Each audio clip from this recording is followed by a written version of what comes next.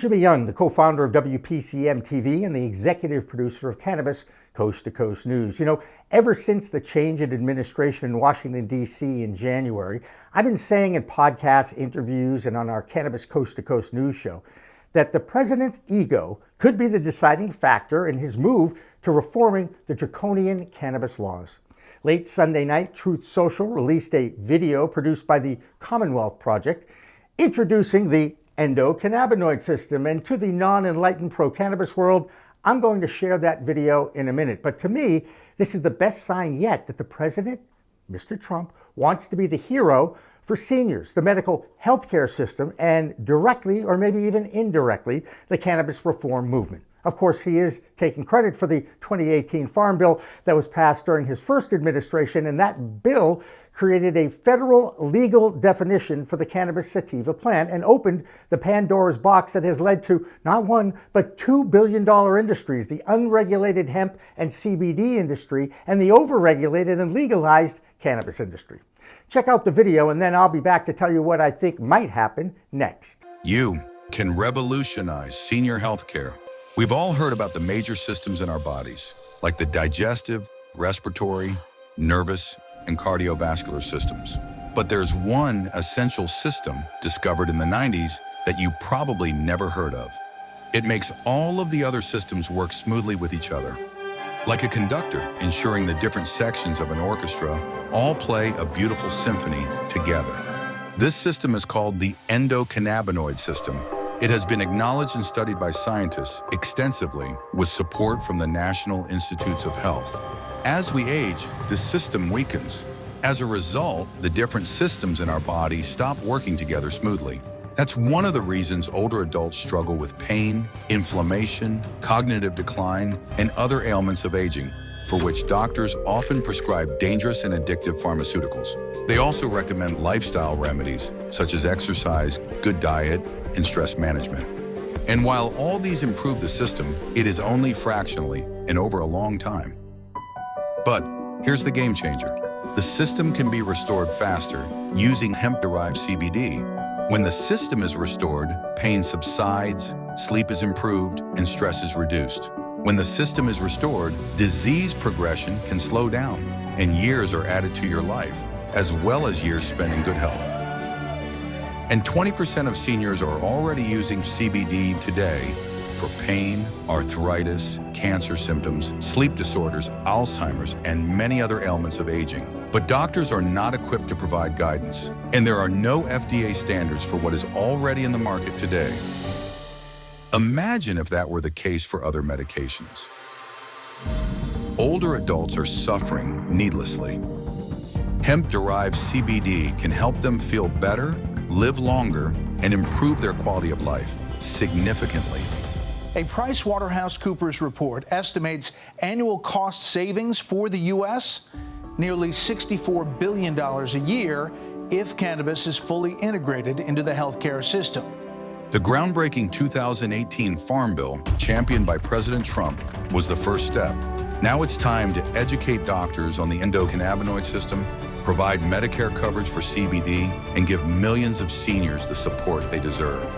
You will deliver the most important senior health initiative of the century, cementing your legacy and transforming aging care.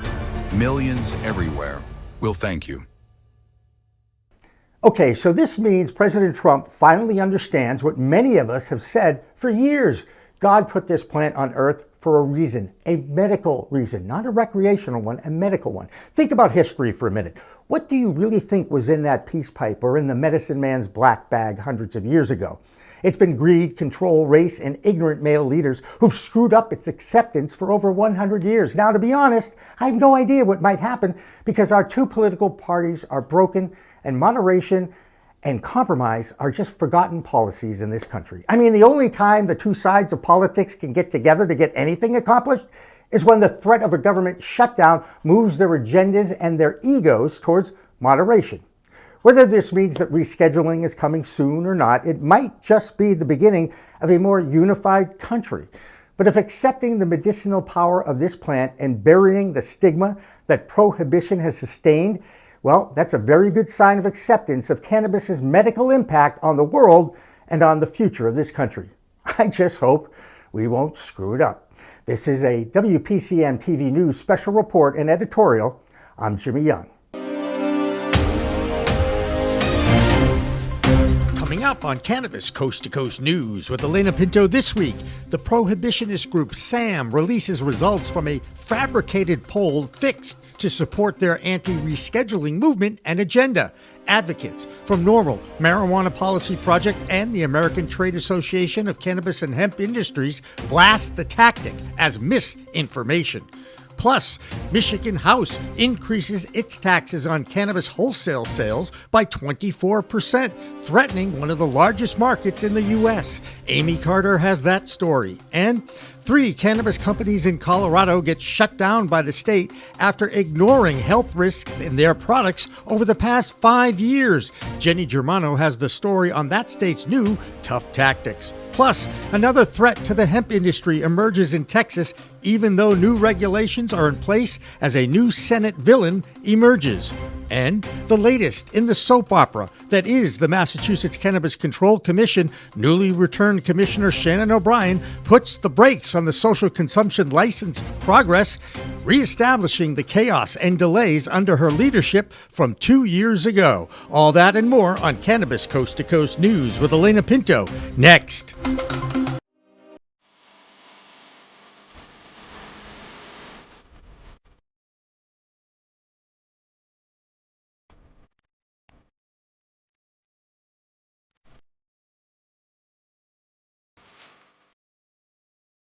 Hi, everyone. Welcome to Cannabis Coast to Coast News, WPCM TV's weekly show documenting the fight to end cannabis prohibition in this country and around the world. I'm Elena Pinto. So, did you hear that the co-founder of WPCM TV and the executive producer of this show, Jimmy Young, was nominated for an MJ Award for Cannabis Journalist of the Year? Those awards are part of the annual MJ BizCon trade show and celebration in Las Vegas in December. Now, Jimmy doesn't consider himself a journalist anymore, but he does curate the work of the journalists who work in the cannabis media industry every week, and he trains all of our correspondents and volunteer reporters. So if you want to vote for Jimmy or salute his efforts to bringing you the weekly news of the fight to end cannabis prohibition, you can scan the QR code on the screen once a day up until December 4th, the night of the award show at MJ BizCon this year. Okay, our first story focuses on the movement by prohibitionists who want to stop the rescheduling efforts that President Trump and the Republican-controlled Congress are still considering. One of the most active and visible groups who are backed by the substance abuse lobby and Big Pharma is SAM, Dr. Kevin Sabet's Smart Approaches to Marijuana Lobby. This week, they hired a pollster group called On Message to take a poll of 1,000 adults who were asked a question about rescheduling that many are calling biased.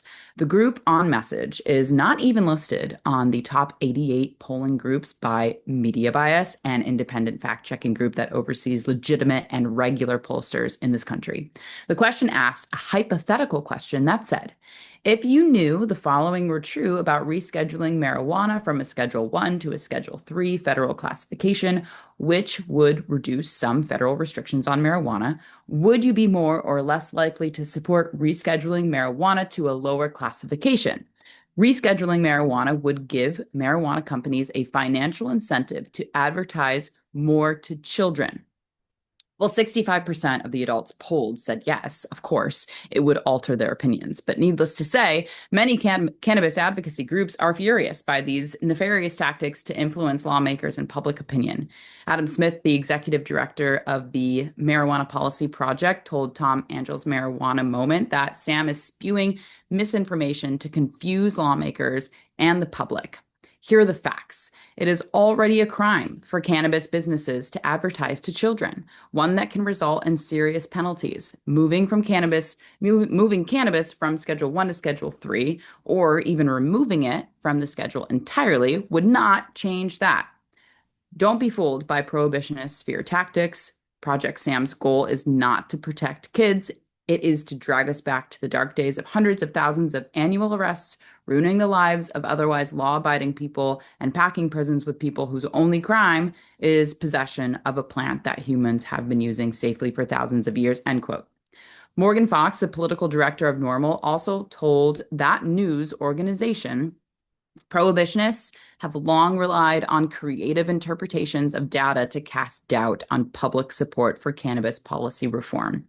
It is not surprising that they double down on this strategy when they are the ones writing the questions, he said. A month ago, executive producer Jimmy Young talked to Paul Armentano, the deputy director of NORML, who clarified what a move from Schedule 1 to 3 would actually do for the industry. And then if you're in the industry and you're running a company that has minimal margins, which because of all the compliance and the regulations that everybody in this industry that is a plant touching part of the industry has to deal with, at least you could get rid of that vile 280E clause in your taxes and actually write off those basic business expenses that every other business in America has the right to do as a business, but they've withheld it from the cannabis community for a number of reasons. And in other words, that would be a great win for the industry because of how tight everybody is right now. Yeah, what's interesting about that is we see some political opponents of rescheduling acting as if this would hand some sort of gift to the cannabis industry, when, as you just explained, this isn't a gift at all. Right now, the industry is facing a tax burden that no other industry faces, and that makes it very hard for them to do business. Rescheduling with regard to taxation on the industry simply levels the playing field. It doesn't give them some sort of new advantage, but it does take away an existing disadvantage that the industry has faced. Michael Bronstein is the president of the American Trade Association of Cannabis and Hemp Industries, and he shared this quote. The questions in this poll are clearly misleading. Independent polling consistently shows that Americans of all political stripes support cannabis reform, including rescheduling, unquote. He also pointed out that in a recent poll by Emerson College, a group that is listed with very high marks from that independent list called Media Bias Fact Check of legitimate polling groups, shows that 2 in 3 American voters said legalizing marijuana nationwide would be, quote, good. It would be a good idea, according to the recent poll from Emerson College. Okay. Rescheduling does not legalize cannabis. It just allows the industry to have the same business deductions that every other industry in the United States enjoys to stay in business, something Sam obviously does not want at all. To be fair, SAM founder and president Dr. Kevin Sabet released this statement, quote, "This is not a partisan issue. Everyone who cares about the safety of their community and making sure foreign drug dealers don't benefit from strategic policy errors speaking up and letting their voices be heard. We hope that the president, as he faces a pivotal choice on marijuana, listens to the voters and not a big money influence campaign." End quote. While prohibitionists continue their efforts to stop the rescheduling effort, some states are also using cannabis taxes to offset budget shortfalls. Case in point is Michigan, where this week the Republican-controlled House in that state passed a significant tax increase on wholesale sales. Keep in mind that state is coming off a year where they produced record tax revenue of $331 million. Still, that was not enough to satisfy lawmakers. Amy Carter has more in her Michigan report, now sponsored by Wally's Wonder World and their custom handmade humidors. This is mold on wheat. This is mold on weed. And this is what this Wonder World plant is supposed to look like. Do you want to make sure this never happens to your precious flower? Check out the handmade humidors by Fenton, Michigan craftsman Gregory Johnson. Each humidor can hold 1 ounce of your stash, and it comes with a Boveda humidity pack. You care about your flower, so protect it inside a humidor made with American-grown maple, cherry, or sapele wood. Check out their website at wallyswonderworld.com. There you'll find the famous award-winning Hakuna Matata No Worries Humidor. You'll also find a variety of humidors with different designs. They even customize accessories like doobie tubes, grinders, and even a classic roach clip from the 70s. Treat your stash with class with a custom-made, handmade humidor from wallyswonderworld.com and never worry about moldy weed again. I'm Amy Carter with Michigan Weedsters with this week's Michigan Report for Cannabis Coast to Coast News. I'm sorry, fam, but this week's buzz is all about politics. The Michigan legislature is lighting up some big issues that are going to be hitting your wallet. Our state leaders, led by Governor Whitmer, want to fix the damn roads, and their chosen funding source is you. The Michigan House just passed House Bill 4951, a bipartisan bill to pay for infrastructure with a massive new cannabis tax. The deal imposes 24% wholesale tax, which is in addition to the 16% retail tax, bringing the total tax burden on legal cannabis to a staggering 40%. This new wholesale tax even applies to medical cannabis. Lansing's number crunchers project it will raise $420 million annually for our roads. But the industry is warning this tax is a business killer. It will torpedo our successful low-price market, which is the biggest in the United States. It will drive consumers right back to the black market. This means lost jobs and reduced access for patients. If you live in Michigan, let your state senators know that making cannabis 40%, while beer and wine are at a fraction of that, is completely unacceptable. Urge a no vote on House Bill 4951. Michigan lawmakers are exploring legislation to put low-potency hemp-infused THC beverages into grocery stores, liquor shops, and bars. Currently, these drinks are only available at licensed dispensaries. This new plan, led by State Rep. Joe Argana, would route these hemp-derived seltzers through the Michigan Liquor Control Commission, dramatically expanding where you can grab a relaxing drink.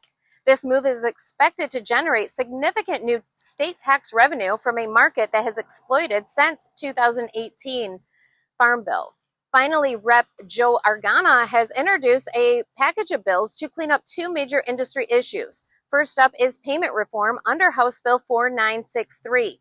This bill mandates that all licensed marijuana retailers must pay for a product at the time of transfer to address the rampant problem of growers and processors not getting paid by the retail shops. So basically, there's no more fronts for businesses if this passes. Second is a push to regulate intoxicating hemp under House Bill 4964. This bill aims to stop the sale of unregulated, chemically converted hemp products.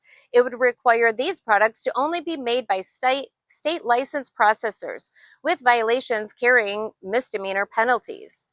Michigan sells more cannabis than any other state, and that's because its prices are low. Many people travel here from other states to buy, and the illicit market has been down. Hiking taxes to 40% will dramatically reduce these sales. People will suffer due to rationing medical cannabis, and small businesses will close, with Michiganders losing good jobs, all without generating the projected revenue. So it is all hands on deck, and now is the time to reach out to your state senator and oppose any new tax increase on cannabis. You can also attend the protest on Tuesday, September 30th in Lansing from 9 to 5. I'm Amy Carter with Michigan Weedsters. The Michigan Report is sponsored by Wally'sWonderworld.com. One more note on Michigan. That state is expected to vote on that tax increase that passed in the House sometime on Monday of this week. There's a major protest scheduled for Tuesday in Michigan as that legal adult use state continues to battle for a more reasonable and fair tax rate. Well, one of the oldest and most established cannabis markets operates in Colorado. That state has seen prices fall tremendously, and now regulators there are stepping up their efforts to curb bad actors who have been taking advantage of loose regulations that the state is now cleaning up. Case in point is that this week, 3 companies were given cease and desist orders. They were warned 5 years ago that the products they were producing were causing health issues, which included liver damage. The companies are Nuke Enterprises, SEMA Sciences, and Nuka Properties. All have been ordered to shut down their operations, and led by their co-founder Peter Barsoom, paid a $400,000 fine. They will be allowed to reopen if certain conditions are met, or they will be hit with another $600,000 fine. That state is starting to enforce more strict random testing controls, and Jenny Germano explains in her Colorado report. I am Jenny Germano with ICS Consulting. This is the Colorado Report for Cannabis Coast to Coast News. Colorado cannabis regulators are stepping up oversight. The Department of Public Health and Environment, together with the Marijuana Enforcement Division, announced on September 19th they'll soon begin to collect products directly from dispensary shelves across the state over the next few weeks. This one-time spot check aims to verify that cannabis products are both safe and accurately labeled. Officials say they will be testing for potential contaminants, things like pesticides, mold, or other harmful substances, as well as confirming that THC potency matches what is on the printed packaging and labels. The move comes after recent studies have raised red flags.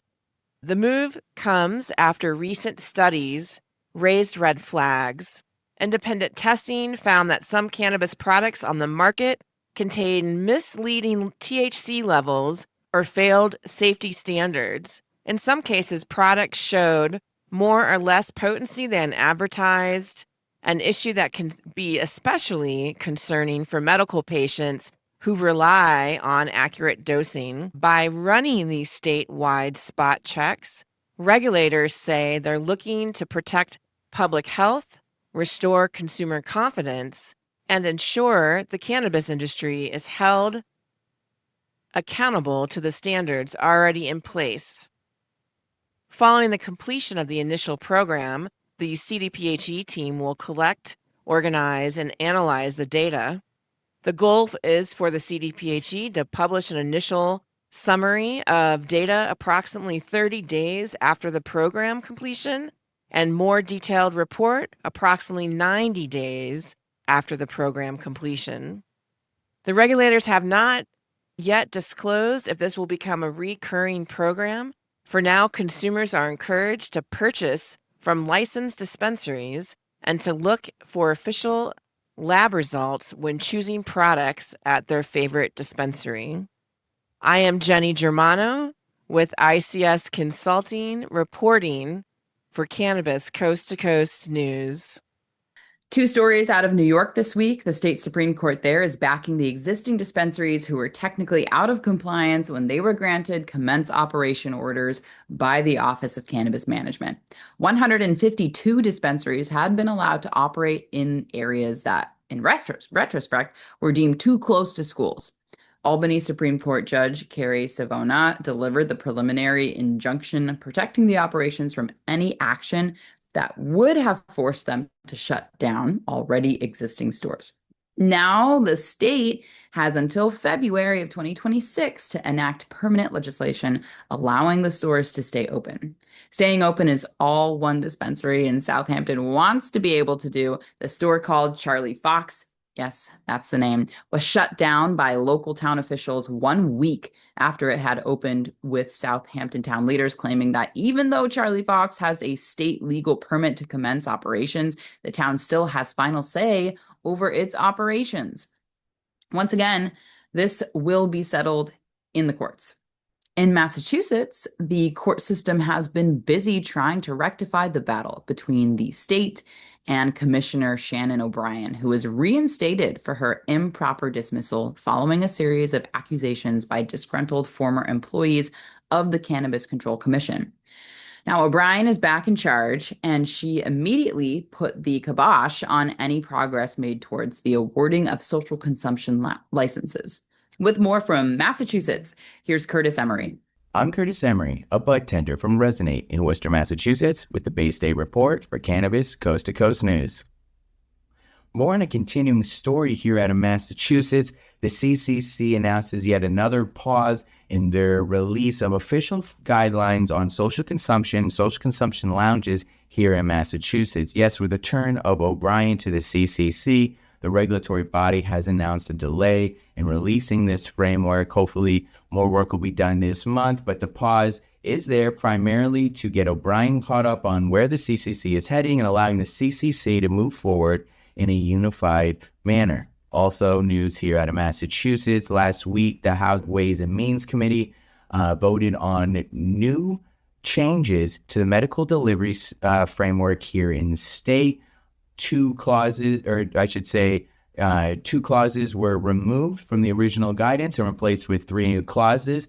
These 3 new clauses hope to open up business and make it easier for dispensaries and cultivators to offer medical delivery in the state. Of those three clauses, the biggest one would be a change in the cultivation methods used by cultivators who produce product for medical delivery. In the past, the law stipulated that only organic methods of cultivation would be allowed for medical delivery. However, going forward with these new guidelines, inorganic methods of cultivation are now open for legal medical delivery. Hopefully, this will make it so that patients who need cannabis delivered will be able to get what they need and allow for businesses to thrive within the state, offering different services for their customer base. I have been Curtis Emery with the Bay State Report, Cannabis Coast to Coast News. That will do it for the A block of this week's Cannabis Coast to Coast News. In the B block, we have more state reports and our international news segment from Europe and Canada. Plus, Kerry Hinkle's Hemp report explains why some things just take forever in our federal government that is close to shutting down this week. Cannabis Coast to Coast News continues after this break.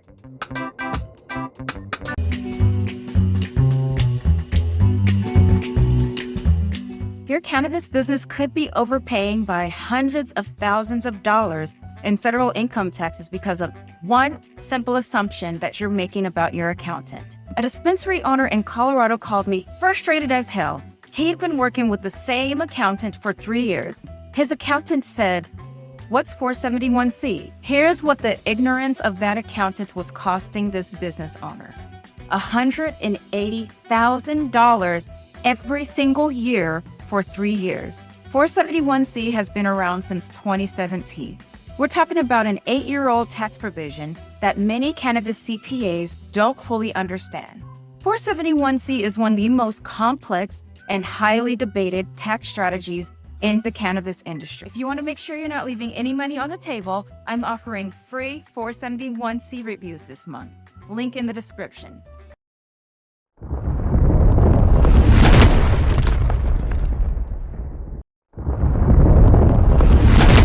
Accounting Buds has grown into Buds Group, the same award-winning quality, now with more service offerings. Buds Group, your best buds in the biz.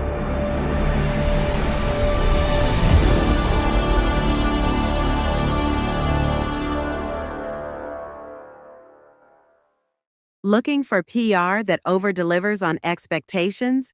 At Maverick Public Relations, they pair big agency experience with personalized attention. From launching award-winning brands to securing top-tier media hits, their data-driven communications team helps visionary leaders and entrepreneurs rise above the media noise. Maverick PR is responsive, collaborative, and relentless about results and ROI. Visit themaverickpr.com and make headlines together. If you want to make history, if you want to be part of history, if you want to say you helped legalize marijuana in America, now is the time to join us.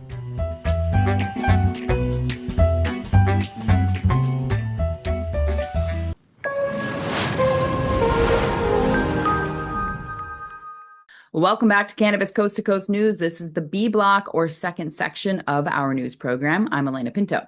It's now time to take a look at the international scene. The European Union is expected to take up the debate about the legal limit of THC in industrial hemp products. Sound familiar? Of course, it's the same misguided debate about the intoxicating cannabinoid in the cannabis sativa plant that continues to drive the hemp market. Hemp farmers in Europe want more than the 0.3% limit on THC, not because they want to grow crops that are intoxicating, but the challenge is in growing crops that are below that legal limit in dry weight. Farmers have been lobbying for an increase of up to 1%, but most European lawmakers are resisting that limit remain where it is. Only one country in Europe has increased that, and that one is Switzerland. That country has already implemented the 1% limit.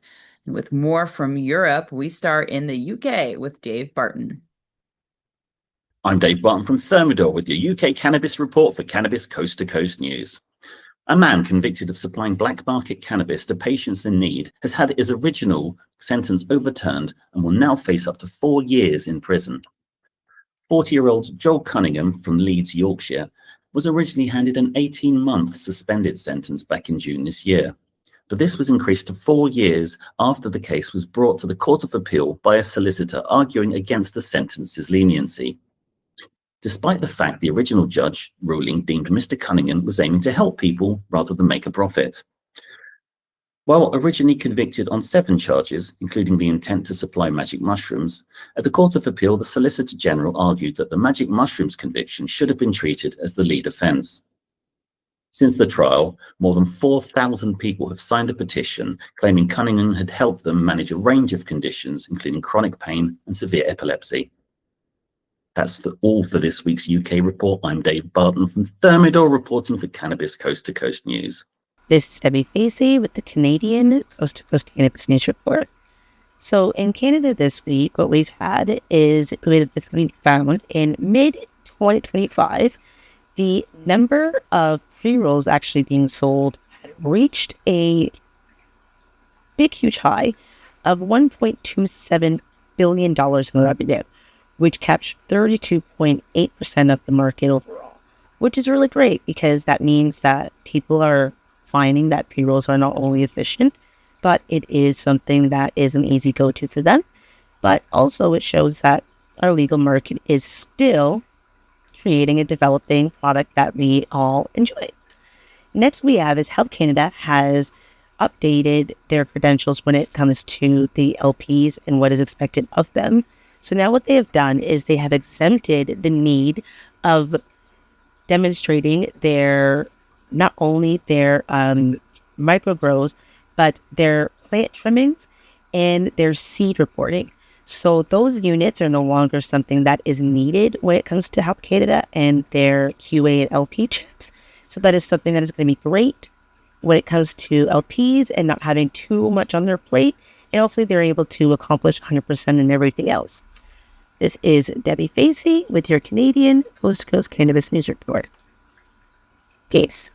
Europe isn't the only continent where the debate over a quantifiable amount of THC in hemp is continuing. Here in the US, the effects of the 2018 Farm Bill continue to drive debate over the legal limit of 0.3%.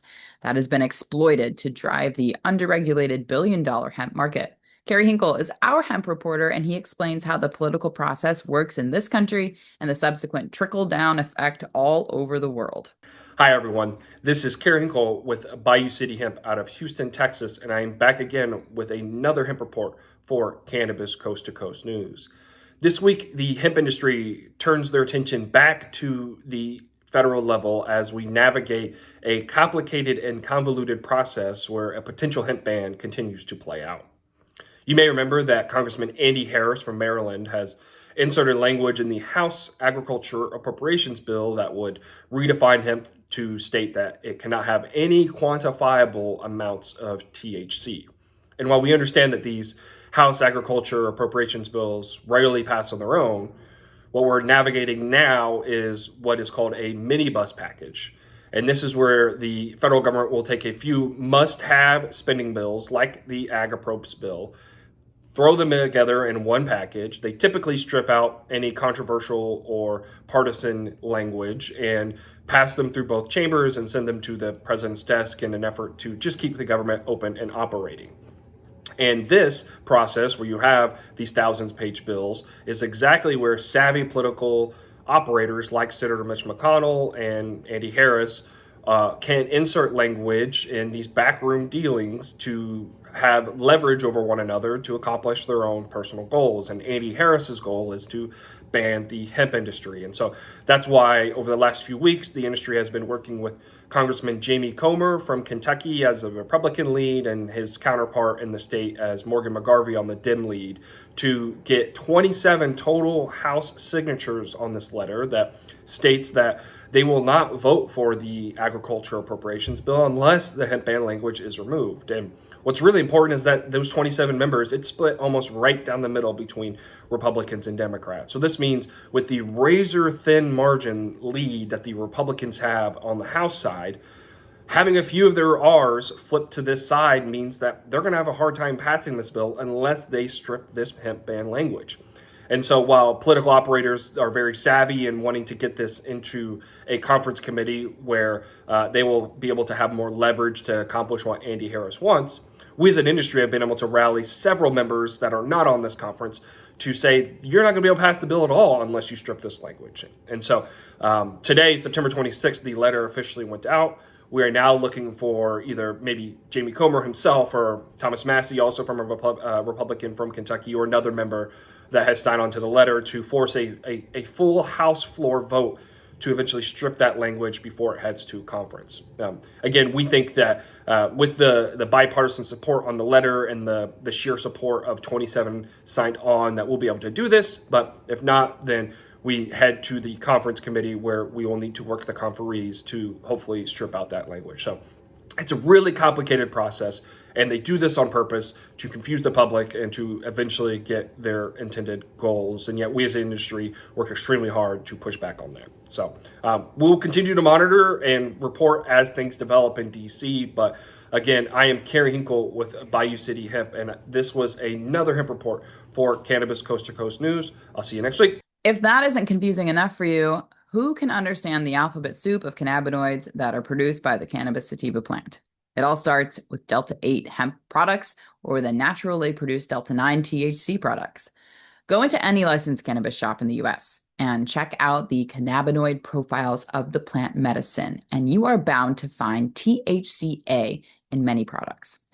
And now that scientists and growers have figured ways to grow legal hemp that gets you high, you have a billion-dollar industry that is underregulated and booming. On the legal overregulated side, you have medical patients who need to know just how much Delta 9 THC is in each product. Yet THC percentage is not necessarily indicative of how potent the product is. Yet the majority of regular consumers continue to buy their products based on that THC percentage. And that's why some testing labs are prone to enhance their results in order to stay in business. This is the challenge that has evolved because, once again, the government really had no idea what they were doing when they passed the 2018 Farm Bill. Now, even the licensed cannabis industry in adult use states are confused.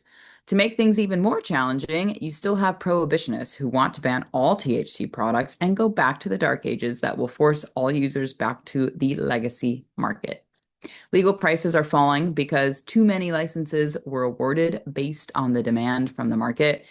Look what's been going on in Texas, where there is a fledgling medical cannabis market and a booming THC-infused hemp market. The governor there, Greg Abbott, recently issued an executive order to regulate the THC-infused hemp market, despite his lieutenant governor's, Dan Patrick's, efforts to ban everything. And now a new member of the Texas Senate has emerged who is joining the cause of that lieutenant governor. That senator's name is Charles Perry, and he is now trying to introduce a total hemp ban again. But get this, that legislature only meets in odd number years. So nothing will change in Texas until at least in 2027. Did you follow all that? I know it's mind-boggling, but that is the state of the industry right now. Well, in Virginia, at least there is some clarity in the upcoming governor's race where you have two different approaches to the adult use of cannabis. And Joe Parsons has our Virginia report, including a pitch for our executive producer, Jimmy Young, on his weekly radio show. Here's Joe. I'm Joe Parsons with the Virginia Cannabis Connection from Higher Education's Coffee Talk, sponsored by 97.5 3WV and reporting for Cannabis Coast to Coast News. Early voting for Virginia has begun for the governor's seat, and now is your time to get out there and make your voice heard. This year's election will be monumental, as not only will the first female governor be decided for Virginia, but the future of the cannabis industry will be on the line as well. Democratic candidate Abigail Spanberger has made her position loud and clear and has vowed to open a safe, fair, and most importantly, a regulated cannabis system, while decreasing the impact of the legacy market in the process. Her opponent, Republican Winston Earl Sears, has only come out to say that cannabis is a gateway drug and would destroy the Commonwealth. So clearly, the entire fate of the adult use cannabis market that's been the will of the people since 2021 is going to be on the line for this election. This week on Coffee Talk, we discuss the rising trend of medical storefronts, not just in Virginia, but across the country, slowly replacing traditional Delta 9 flower with THCA flower and using THCA in vapes and concentrates. The trend has been spreading at an alarming rate and raises many questions about the future of traditional cannabis and why the actions of the hot hemp wars could forever affect the industry. Is this the end of traditional cannabis being sold across the nation? Only time will tell. But for now, it doesn't look good. And lastly, we also talked about the MJ Awards that are coming up. It's the cannabis industry's yearly gala honoring the finest in the industry for their hard work, devotion, and dedication to the plant medicine. This year, WPCM TV's own founder and producer, Jimmy Young, was nominated for Cannabis Journalist of the Year. I bet you know who I voted for. More than one person? No. Yeah, who gets to vote? Who Everybody. Oh, it's just everybody. Okay. You just go online to www.emjay. And how often can you vote? Once a day. Okay. So you could alternate. You could vote for Jimmy one day and... I don't think Jimmy would like that. No, but anyway. No. What, is he going to either dock your paycheck? yeah, right? But anyway. But Jimmy's a good guy. So for those of you who are tuning in, we have had him on the show a couple times. So he's nice. Yeah, so anyone within the sound of my voice, please cast your vote for Jimmy Young. It would really mean a lot to us. And Jimmy, if you are listening to this one, just know this, man, there's nobody else that I can think of that is more deserving. It's you have given people just like me that thought that we'd never have a voice to actually have that voice. And you've given us an awesome platform. So thank you so much to WPCM TV, Jimmy Young, everybody else listening. Get out there and vote. It'll be good times. Most definitely. I'm gonna do a write-in ballot. I'm voting for Joe. Well, thank you, y'all. Thank you. I don't know if it's gonna help. My personal favorite cannabis reporter. Well, that was fun, and I meant every word. Well, that's going to do it for this week's Higher Education's Coffee Talk, sponsored by 97.5 3WV in Charlottesville. And as always, reporting for Cannabis Coast to Coast News, I'm Joe Parsons. Until next time, stay lifted. With many states still debating how to maximize sales taxes on cannabis to make up for budget shortfalls, the Golden State of California finally reversed their pending tax increase. Dina Nagib has that story as she reports from the Latinos and Cannabis Festival in LA this week. I'm Dina Nagib with Grass Goddess Consulting, reporting for Cannabis Coast to Coast News. Today I'm reporting live from the Latinos in Cannabis 3rd Annual Summit here in Los Angeles. They have lots of panels, booths. There's actually a grow workshop that's going on right now while I record this, and lots of people from the cannabis community coming together to lift up Latinas. It's Hispanic Heritage Month, and so really excited to be at this great event today, sharing it with y'all. And I also wanted to report on some of the latest California news. We actually have great news out of Sacramento. AB 564, which reduces the cannabis excise tax back down to 15%, was signed by Governor Newsom last Monday. So that change will go into effect on October 1st. And that's really providing relief to an industry that is struggling with overtaxation. In my opinion, it's the biggest news for California of the year, and I'm really excited to share it. I'm Dina Nagib with Grass Goddess Consulting, reporting for Cannabis Coast to Coast News. Now let's check in with the publicly traded cannabis stocks, where everyone is holding their breath over when and if President Trump moves towards getting cannabis rescheduled, which will certainly impact what goes on Wall Street. Here's Doug Miller, who is high on Wall Street this week and every week. I'm Doug Miller from High on Wall Street with this week's Cannabis Stock Report for Cannabis Coast to Coast News. Shares of Green Thumb Industries, stock ticker GTBIF, jumped nearly 9% this week after the company announced a $50 million share repurchase program. That's a bold move in cannabis, where buybacks are rare due to limited access to capital and strict regulations. Management says the program's designed to return value to shareholders and signals confidence in the company's long-term future. This follows a 2023 buyback where Green Thumb repurchased 13.5 million shares worth $108 million, showing a clear track record of shareholder-friendly actions. While revenue grew about 5% year over year to $293 million last quarter, pricing pressure and higher costs hit profitability hard, with margins sliding and net income dipping into the red. They also have 100% of sales tied into the U.S. market, so Green Thumb remains highly exposed to regulatory risks, especially with no federal legalization in sight. So let's see how the stock chart looks. It's trading around $8.22, and it's curling up and looks good and looks like it wants to continue its way up.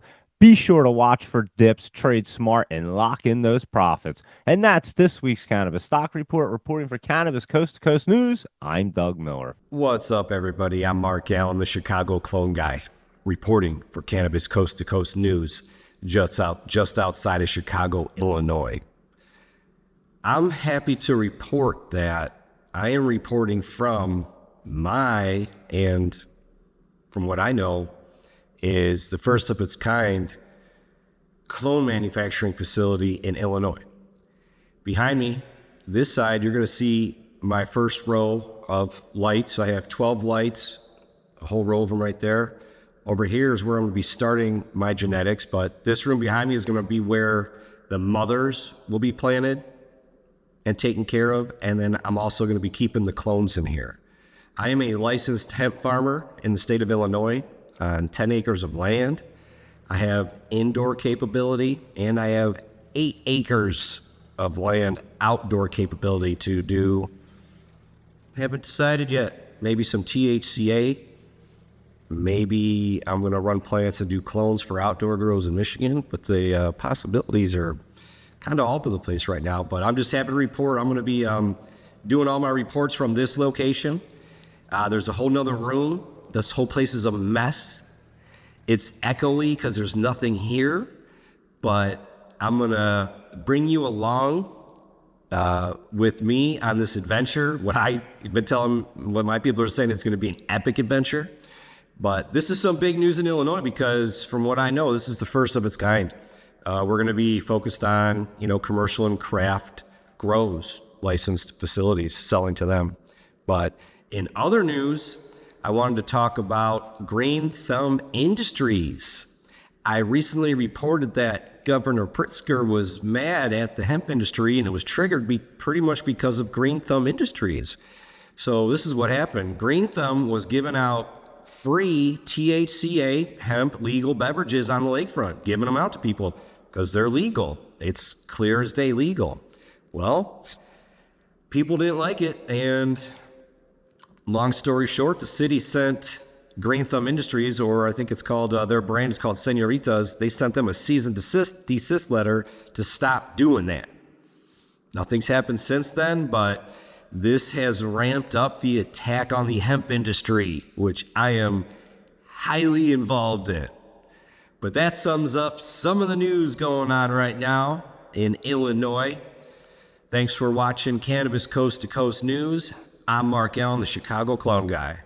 That's going to wrap up our B block this week, but we have plenty more of Cannabis Coast to Coast news, including our reports from the Southwest, where valuations and prices are falling fast. Cannabis Coast to Coast news continues after this break.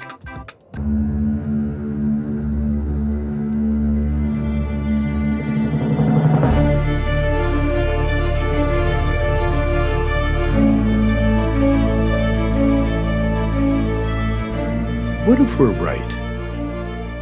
What if all of a sudden they discovered that there is medical use for marijuana and that it is good for you and it's better than alcohol and it's better than opioids and it helps your health? What if we're right? What if they find that out? Specific cannabinoids have medical value.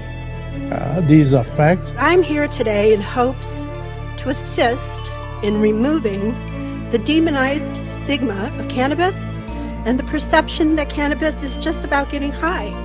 The true base of this plant has to be known. I don't think anybody should ever go to jail for cannabis. Get some medicine, and everybody should have access to it. This is something which at the very, very least, is the key to alleviating suffering and extending life for millions of human beings, right? For returning some kind of balance to our society, and quite possibly of restoring our planet's natural balance as well.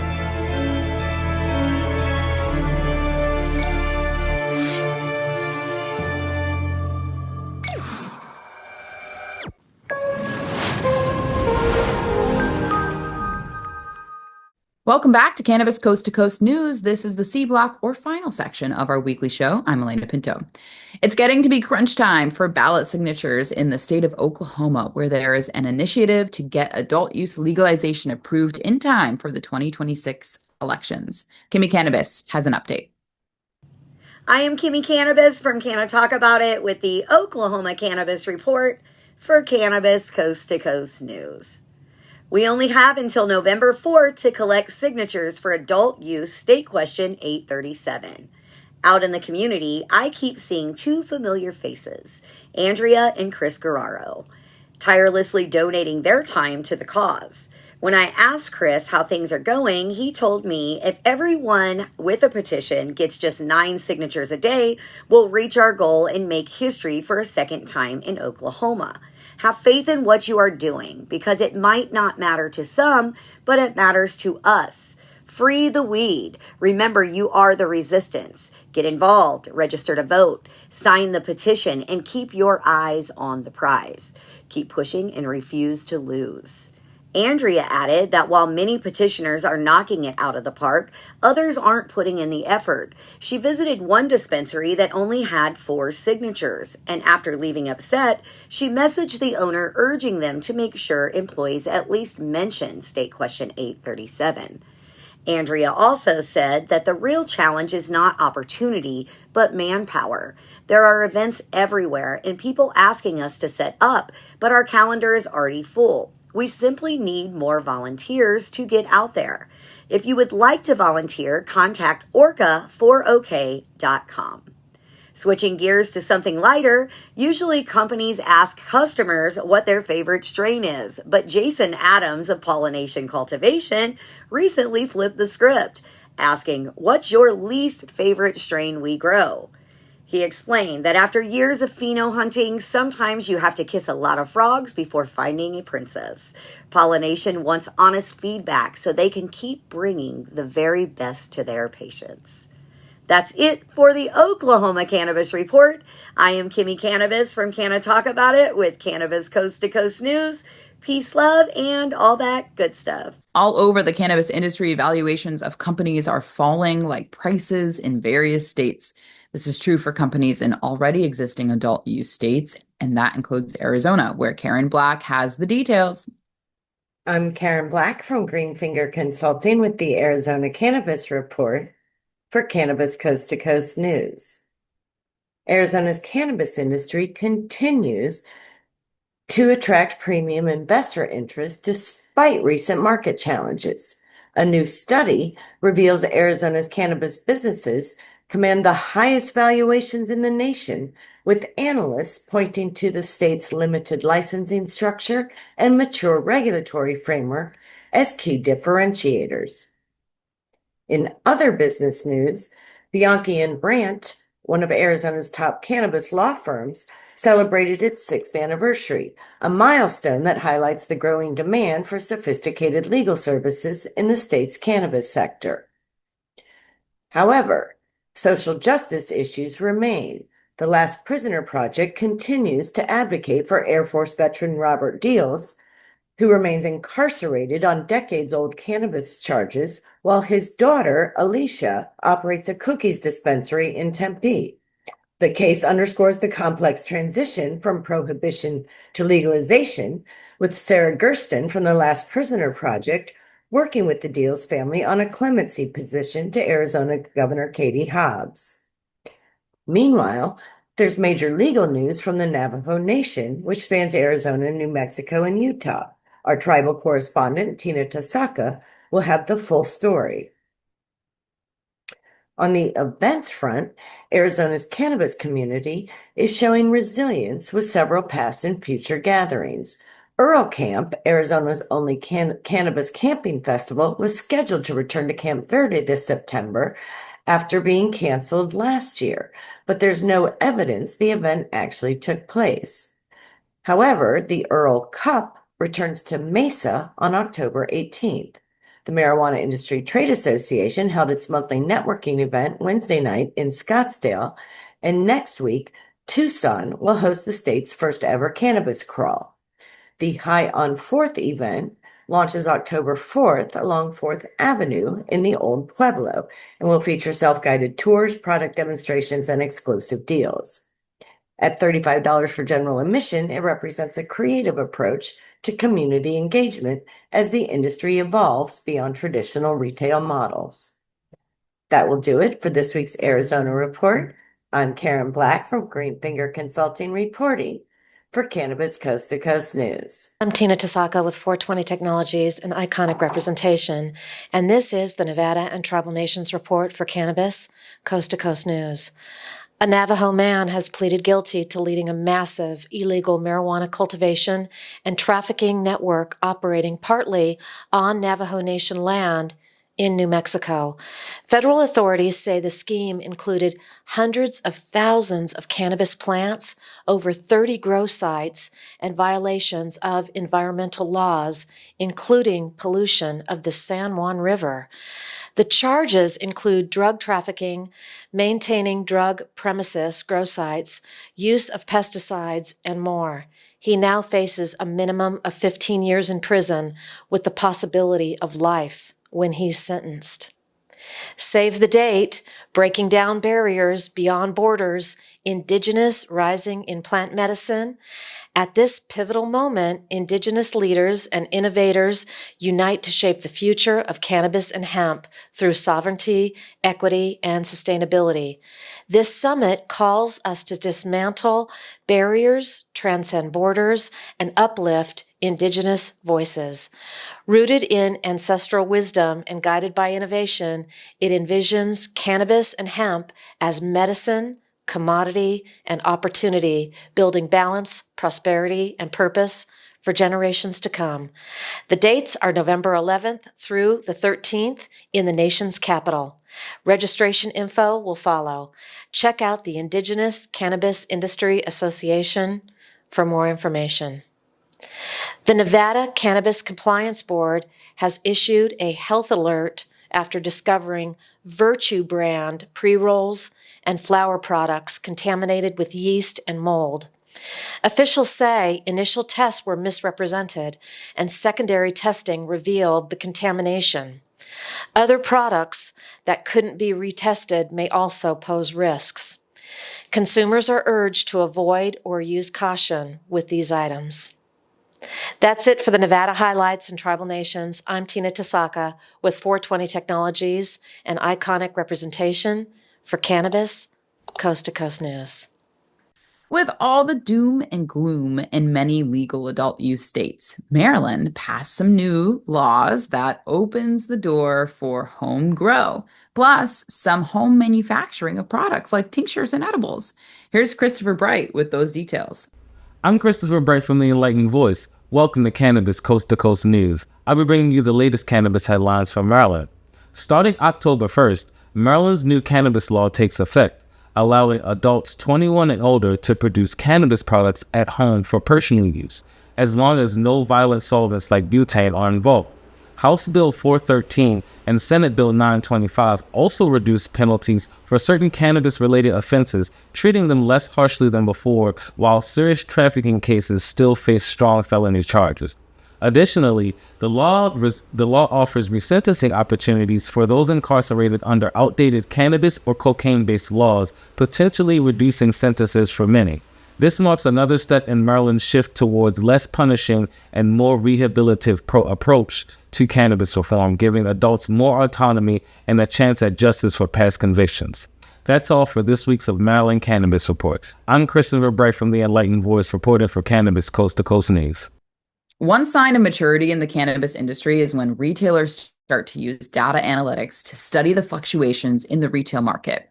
And now, thanks to the legendary personalities of Tommy Chong and Cheech Marin, any company that carries their products will get access to data provided by industry leader Headset. This information can help each store stock the proper amount of materials in order to speed up the retail process. And best of all, it's free for stores who carry Cheech and Chong's products. This is the time of year when growers are ready to harvest their outdoor grows before the snow flies. And that's true out in Washington State, where Matthew Friedlander reports from his farm in his backyard. Here's Matt. Hey everybody, this is Matthew Friedlander with Reschedule Organics, coming to you from my hemp garden here in Washington State with the Washington State Cannabis Report for Cannabis Coast to Coast News. So it is about to be harvest time here in the Northwest. And we are starting today on our CBD hemp garden. I've got about 1,800 square feet of plants in the ground. We are pulling them out. We're hoping to get about 150 pounds of extractable material out of this. So good news there. On the legislative front here in Washington, things are about to get real busy. Our session starts, I believe, in December, and is a short session this year, so it goes from December to February. The big thing that we're keeping an eye on here is the LCB restructuring bill, which we are trying to completely revamp the structure of the LCB board, move it to governor-appointed positions. And yeah, we're hoping that this will help fix some of the systemic issues that we've been dealing with here in Washington, and really just the slow pace of reform trying to deal with these issues, which has been hindered largely by the regulatory body that is responsible for creating rules of this industry. So, and that is the Washington Liquor and Cannabis Board.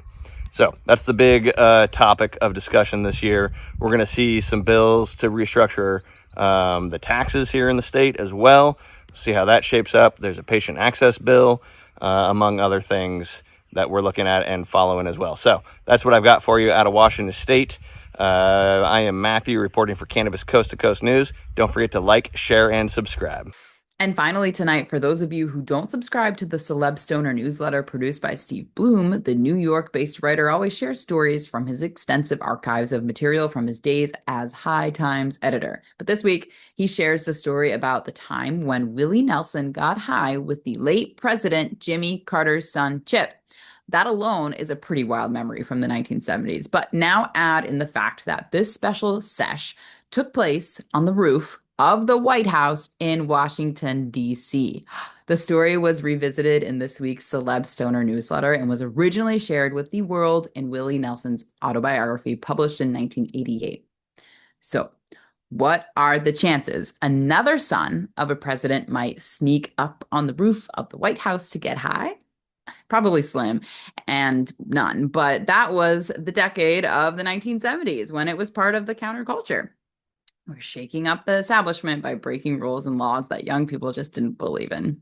Well, that's this week's Cannabis Coast to Coast News. I'm Elena Pinto. Remember, it's a whole new world of weed out there. Consume responsibly, and we'll see you next week.